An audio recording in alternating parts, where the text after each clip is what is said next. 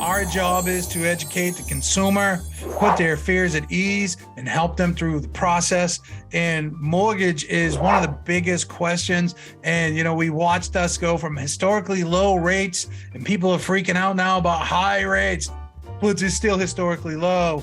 It just changes things a little bit. And we're going to come across on how to handle some of these objections. So what are rates doing, and what are people getting confused about?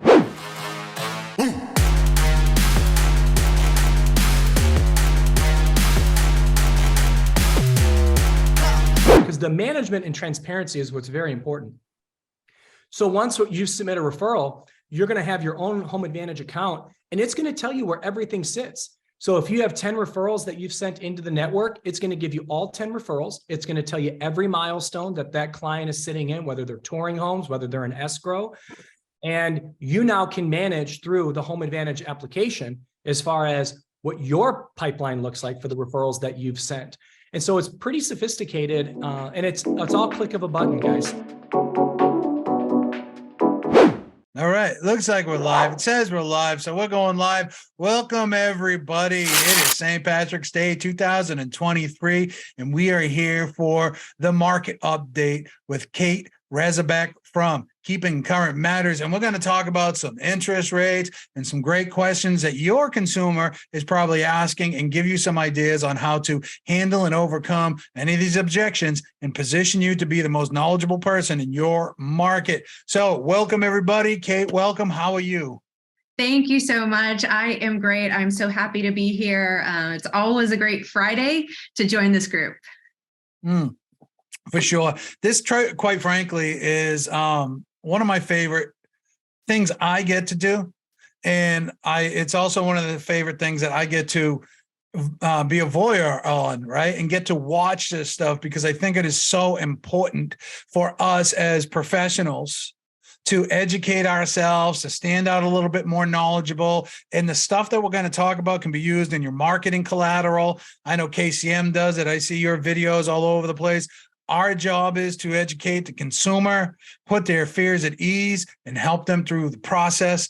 And mortgage is one of the biggest questions. And, we watched us go from historically low rates, and people are freaking out now about high rates, but it's still historically low. It just changes things a little bit. And we're going to come across on how to handle some of these objections. So what are rates doing, and what are people getting confused about? Yeah, that's such a good start. There's so much confusion and uncertainty in the market. I think we've seen this really explode, especially over the past week. And I want to address all of that and make sure that we touch on mortgage rates and spend the bulk of our, the first part of our time hitting on that, and then the latest pricing update. I think that's so important to bring the latest pricing forecast, what's happening now, what's projected to happen later. That's going to help everyone answer that question. Should I buy a home right now? So if we hit those things today, I think we have done our job, and we're really going to be on a roll. So, just kind of starting out with a quick comment on, what's been happening over the past week. There's concerns around Silicon Valley and Signature Bank, the fallout there, and that brings questions that people have, is this going to keep going? What does that mean for me? And I think at the end of the day, there's two things that really impact our business, one positive and one negative, and we need to know about both. And the first one is, in the short term, it brings more favorable interest rates. We saw the 10-year Treasury go back down. We're seeing a little volatility this week, but we saw a little bit of a reprieve in mortgage rates. And that's good news for our business. But there's also a flip side, is that the negative is that it increases uncertainty. It makes people, see cracks in the economy and, have fear, and they're just not sure what they should do. And what I always want to remind people is that in times of uncertainty, people follow the certain. And that is our job right now in the housing market. Last week, the Fed came in and stepped in and said, we're going to help create certainty for these banks and these depositors, and we're going to step in and help. And that is absolutely our job in the real estate market, is to control what we can control and to create that certainty and that clarity. And I think that's so important right now. And what I want to start with is, I need participant sharing options here, and I can share some slides with you. That's Jake's department. There you go, Jake. Thank you, Jake. All right. I'm going to jump in and share. Here we go. You should be able to see my screen now. Yeah. I'm going to share a visual that I think helps with this picture of, what we're really talking about in driving certainty. And this is the 30-year fixed rate going back to the beginning of this year. And what you can see in that line, that white line, is that we had really good buyer demand when rates were about 6.5%, maybe even touching into the high fives. And then what happened, as you see that white line start to go up, we started to see more uncertainty in the economy, pressures on inflation, that said that maybe we're not really out of the woods yet, and mortgage rates ticked up. But last week, as we started to see what was happening all around us, mortgage rates retreated a little bit. We saw a little bit of relief. So that's where we're talking about like good news, bad news for the industry, short term, more favorable rates. We've seen a little bouncing around over this week as well, but, we're continuing to really be in that volatile market. But as we follow what's happening, we follow the 10-year treasury, we see what's happening with mortgage rates, we can start to understand this a little bit better. And I think Sam Cater from Freddie Mac said it well. He said mortgage rates are down following an increase of more than 0.5% over 5 consecutive weeks. So they've come back down, but turbulence in the financial markets is putting significant downward pressure on rates, which should benefit borrowers in the short term. So a little relief for borrowers that we can see right now, and that can be the good news in the market. And certainly we want to be able to get out there, share this message, create that clarity, because people have fear, they have questions. And I think it's really important to step into that space as agents in this market. I think one of the other questions that comes up is what's happening with home prices. This is a big topic right now. We're starting to get the latest info on home price forecast. And I think this can really help you be equipped with everything you need to have really powerful and confident conversations so your clients can make their best decisions. And so, we've talked a little bit about where mortgage rates are. We're going to continue to watch that. We're going to continue to see what happens, but we're also going to continue to see what happens with home prices. And I think as we look here, we can start with this quote from Rick Sharga. It says, "We're estimating about a 5% drop nationally. Some markets, believe it or not, will probably see prices continue to increase." So, that's kind of a wide range. We're at 5% drop nationally could happen, and other markets, prices may go up. This is very localized and very specific. Markets are not all responding the same way right now. But what we do know is that low inventory is putting pressure on home prices. We talked a lot about inventory last month when we were on this call, and it's really important to understand, what's happening and to break this down. And I think that starts as we look on a national scale of what's going to happen over the next few years. What are experts saying is coming? And one of the great sources that we love to look at here is the Home Price Expectation Survey. And this actually just came out, and it's a survey of about 100 economists and real estate experts looking at what they think is going to happen with home prices over the next 5 years. And what we can see here is that experts are saying 2023 may be a little bit rocky, maybe a little bit of a decline. But as we start to look in the years beyond, continued appreciation and really returning to that more normal level of appreciation. What we have to remember is that the normal rate of home price appreciation prior to the pandemic was about 3.8, maybe 4% per year. And so we can't really compare to 2020, 2021, 22. It was just vastly different. But when we look at a more normal year, that's where the market is headed back to. And that's a great visual to be able to share with our clients as they think about, how do I make a decision now? And how do I look forward? And we're going to talk about that when we get to, should I buy a home, later in this discussion. But before we do that, I want to share this visual on a little bit of a closer look at 2023 home price forecasts.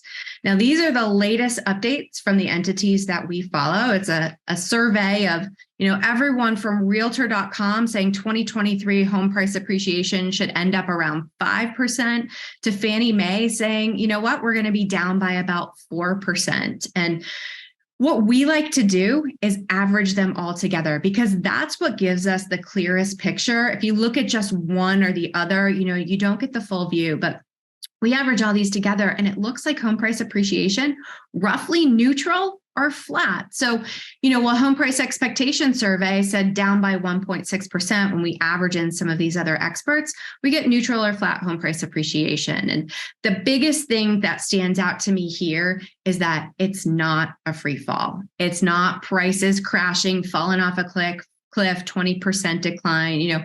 We're talking about neutral or flat, and where no one ever wants their home value to decrease. This is definitely not what we heard people saying, a year or so ago when, prices are all going to crash. So the data is really holding strong, and it's because we just don't have enough inventory for prices to crash. It's a big part of what we're seeing as a fundamental in this market.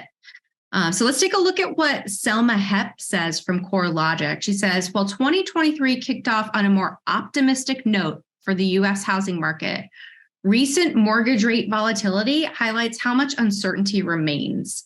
Nevertheless, the continued shortage of for-sale homes is likely to keep price declines modest, which are projected to top out at 3% peak to trough.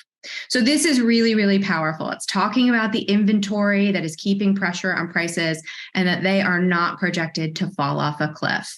And, what a lot of people want to know is, how much have prices actually fallen from their peak? And what we can look at here is some really interesting data from Moody's, FHFA, Case-Shiller, and Black Knight.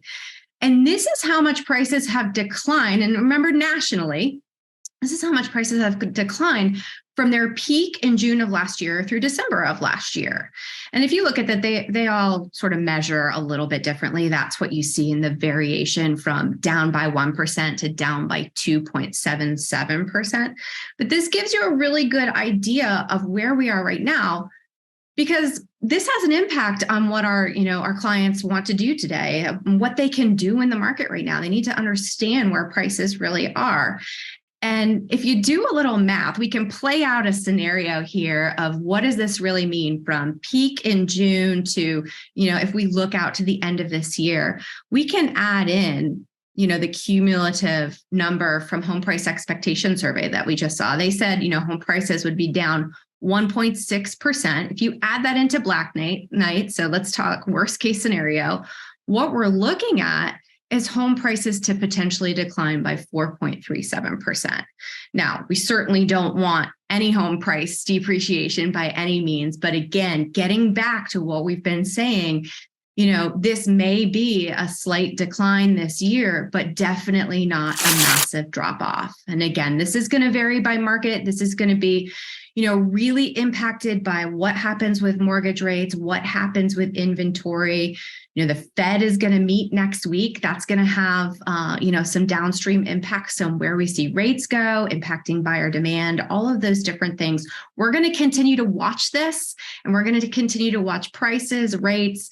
And the good news is what we can really see is that the majority of those declines, if and where we're seeing them, are most likely behind us. Mm-hmm. So I'm going to pause right here, Johnny. Anything you want to add to this conversation before we go into should I buy a home? Yeah, I just want to add this. You started out with bank failures and things like that. Now, I do want to say that SVB is a huge bank. It's almost like what happened there was cannibalism of their own, right? So venture capitalists, right? They basically helped build that bank. So there was a bank for venture capitalists. And when they saw that the bank was tilted, the venture capitalists and the companies that they invested in withdrew their deposits. So they basically cannibalized themselves. Okay. Right. That's real. It happened. But I want people to understand that we are in a day and age, in a time frame where all sorts of news is instant and can be looking as big and as bad as possible. And if you take a look at this, I had somebody try to tell me that on average it's 25 bank failures per year, and it's not. We got to take, if we take out the crash and the recovery period, and we take a look at historic 2002, 0, 2021, 0, 2020, America was great then, right? 4, 2019, 4. So under that administration, there was 8. I'm not making this political. Actually, in 2017, there was 8. So there's 16 bank failures under that last administration, right? Again, I'm not making this political. Just everybody remembers how good things were, or whatever. 16, 5, 15, 8, 14, 8. I'm going to bypass that because that's the crash. 07, 3, 06 and 05, 0, 04. Market was great. I know because I was in it. 4, 03, 3, 2011, 11, 2002, 11, and 2001, 4. So bank failures happen. But I mean, it's not anything uncommon. And or FDIC takeovers, whatever you want to call them, right? It happens. So don't get caught up into the negative whirlwind of the news and the press. It happened. It happens. It has happened multiple times. Okay. So my only caution there is don't allow that to get into your negative thinking, and understand what the Treasury, the T-bond decreasing means in the world to you and to mortgages, because that is what the mortgage follows, correct? Is the T-bond, yes. Right? Yes. So that is good news for everybody, because that should drive the rates down a little bit. Exactly. And, we've been following that, since the beginning of time. And over the past 50 years, we can see that mortgage rates follow the 10-year Treasury. And as we see relief in the 10-year Treasury, we see relief in mortgage rates. And that's really a symbiotic relationship on how that happens. And so what we saw last week was the 10-year Treasury come down, and we saw a relief in mortgage rates. So we're going to continue to follow that and continue to bring, the most up-to-date information that we can. But it's a really good indicator on what to expect. Yeah. Absolutely. So just this is why we do these shows, so you can have an unbiased opinion, unbiased information, so you can make an educated, or not an educated decision, so you can inform your consumers so they can make an educated decision. But you're sounding smarter. So if you're with a consumer and they say, and there's a simple search, there's an FDIC, so you can just simply search bank failures over the last 2 decades, and it'll come right up. You can say, well, Mr. and Mrs. Smith, bank failures are nothing new. Over the last 8 years, they were blank. Before the market crash, and from 2000 to 2005, 6, 7, they were X. And now you have data that you sound educated. You can take these pieces of information that is being shared here and say, well, this is what's estimated to happen, because nobody has a crystal ball. And if there's one thing that I found over the past 2 or 3 years doing with David is, all the analysts said we're going to go up 3%, but we went up 11. Oh, the analysts think we're going to slow down and drop. We kept going up, right? So nobody has a crystal ball. The only time we can tell you with definitive answer when something happens is when something happens. Besides that, it's a whole bunch of speculation. This is what they're saying, but now you have to be logical. I looked up Manchester the other day, Manchester, New Hampshire. That's the biggest city in New Hampshire. Yeah. It had 28 properties for sale. I've never seen it that low. So if prices are going to crash, really? Because there's only 28 properties. Up in Maine, where my real estate team is, we had 84 showings and 26 offers on a property. When? Somebody tell me when. So having this information on a national economic snapshot like you guys are providing, corresponding, and you started it with local and national. When you have that local information, then you can position yourself as that knowledgeable person. Oh, yeah. Oh, my God. I can't believe the market. Everybody's worried because SBA crashed and this other one's crashing. All the banks are crashing around us. No, actually, it's normal. Right? Your job is to take people's fear away so they can make a logical decision. Anyways, that's my rant. I'm putting the soapbox away. I love it. Like we said, when in times of uncertainty, people follow the certain, and when you have the data and insights to back that up, you are absolutely a go-to resource. And that is so, so powerful. And, I think one of the other things that when people see all of this information and they have questions around, well, rates are going up and prices are rising, they ask, should I buy a home right now?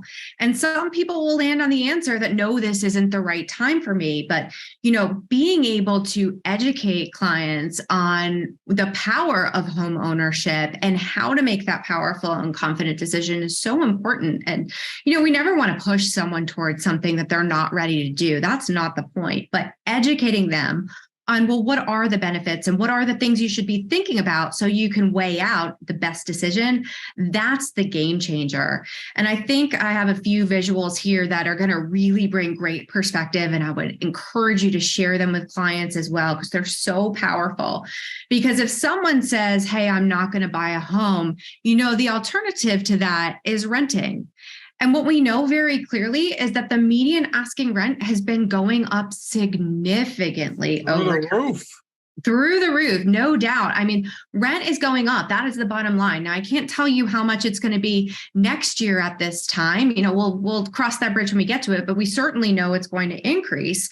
And when we're in an economy like we are right now, an inflationary economy where prices are rising everywhere, at the grocery store, at the gas pump, everything we do is getting more expensive.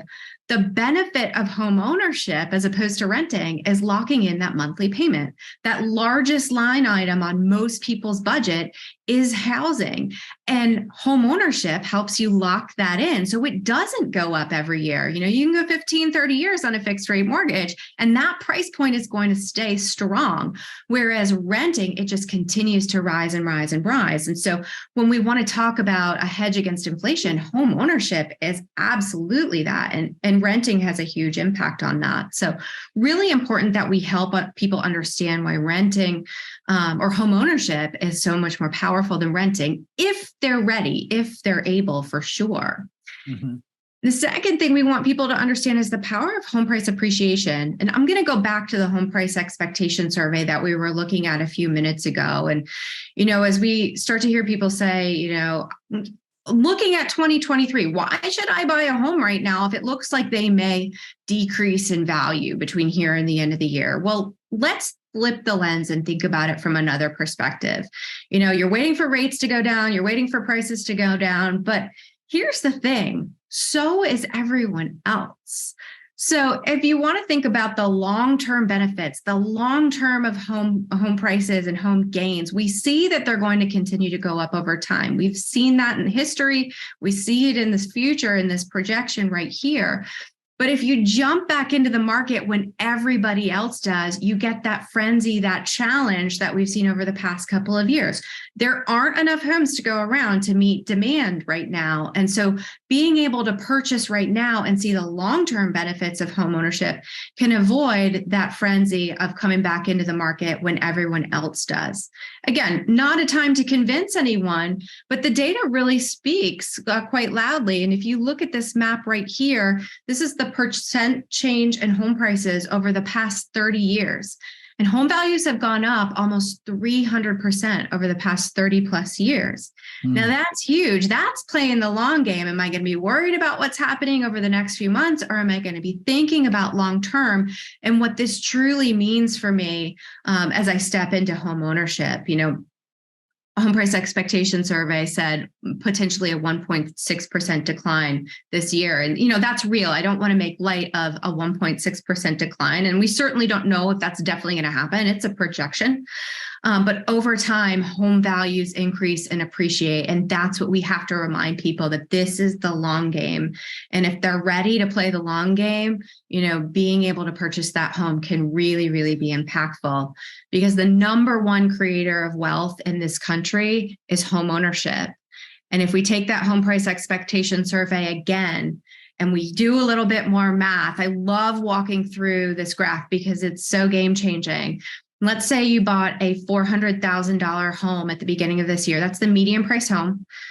And let's pause there, because I know you can't get a $400,000 home in every single market, but you can do this math at your median price point with the home price expectation survey. And you can apply appreciation forward over the next 5 years.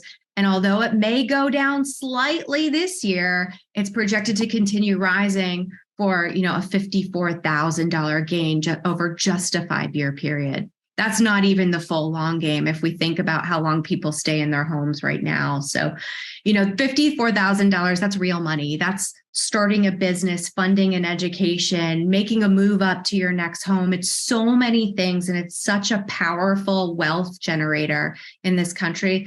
We have to help remind people of this. And when they look at that little dip down next year, over the next year, that tends to cause that fear and confusion and uncertainty, but educating with the data and educating with the insights of what this truly means beyond that is where you can have the most impact and help people make the most powerful and confident decisions. So it's understanding rent, understanding appreciation, understanding equity, being able to communicate those things to potential buyers. If they're ready to buy, if they're thinking, should I buy a home right now? Those three factors are truly game changing. And I want to finish on this last slide because I love what this shows. It's a survey from 1001, and it says over 90% of homeowners are glad they bought the home they're living in. So survey of homeowners, very, very likely, falling in love with their home, falling in love with home ownership. And it's really our job to get out there and be the educators, to get out in front of people, to help them understand what home ownership does, what's happening in the current market, and be that voice of reason and clarity in this time of uncertainty, because your clients need you stepping into that space and leading in that space more than ever right now. We can help people understand that true value of home ownership. 100%. And, I want to just say this on home ownership. Responsible home ownership is security. So you pay, you stay, you don't, you won't. When you're renting, there's all sorts of insecurities that come along with that. Rent's coming up every year. You don't own it. You can't refi. You can't tap into the equity. You don't get that $54,000. So responsible, and I say responsible because I'm not talking about these 80-20 loans with 0% down and somebody get in there, and if they work an extra 10 hours, they're going to be able to afford the house. Now I'm talking about responsible home ownership, somebody that's following the true guidelines of 31% home payment and 40, whatever the number is, 45% total DTI, right? Not somebody that you're stretching and getting an exemption for, right? But responsible home ownership is security, plain and simple. So is it a good time to buy a house? I guess my question is it a good time for security in your life? And that's what that is exactly how I would say it to somebody. Well, Johnny Rowe, do you think it's a good time to buy a house? Well, home ownership brings security. Is it a good time to put some security in your life, or do you want to continue worrying, paying somebody else's mortgage? Simple, right? Exactly. But it is a good time to buy. The prices aren't going to go down. And if they do go down, they're only going to go down a little bit. Right. And then they're going to come back up. I bought my first two family. I think it was 1999, 2000, somewhere around there. And I paid $119,000 for it. And it's never going to be $119,000 again, ever. So I'm going to wait for prices to come down. When's that going to be? Right. So it is a good time to buy. The rates can always go up. The rates can always go down. But if you can afford the house now and the rates go down, you get a bonus. If they go up, well, you still get a bonus because you didn't take out an adjustable, because that's part of responsible home ownership, right? And so now you're still secure. So I would be positioning myself not only knowledgeable, but with that security aspect, right? Do you want some security in your life? Because I can tell you, as somebody that has rented in the past, when I went through my divorce and I was renting, and then it's like, oh, we're going to be selling the place. Crap, I got to pack up and move again.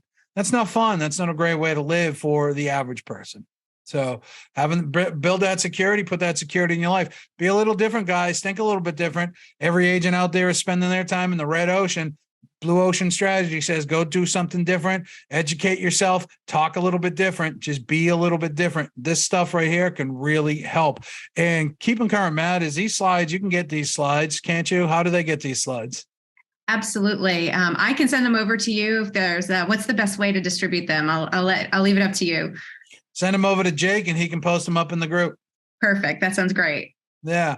Thanks, Jake. And they can actually get all this information. Well, not all this information. I don't mean to say it that way. They can get continuing and ongoing information about what the research is showing, what the top of the top economists of the biggest companies are saying, mortgage insider news, all this other stuff. They can get you guys' blogs. They can even try the information out. How do they get that? Trykcm.com. That's the one. TryKCM.com, a free 2-week trial of everything we have available, from blogs to infographics, our monthly market report, which is a conversation very similar to this with all the latest slides and updates. We have videos, we have everything you could imagine to really be that educated agent, that trusted advisor, and be able to deliver that message to your clients. And something too, man, you mentioned this on your last call, but I noticed you guys had this on my own as I was poking around. You guys are like me. You're peeling away the onion, right? You're peeling away the onion of excuses of why somebody can't do something.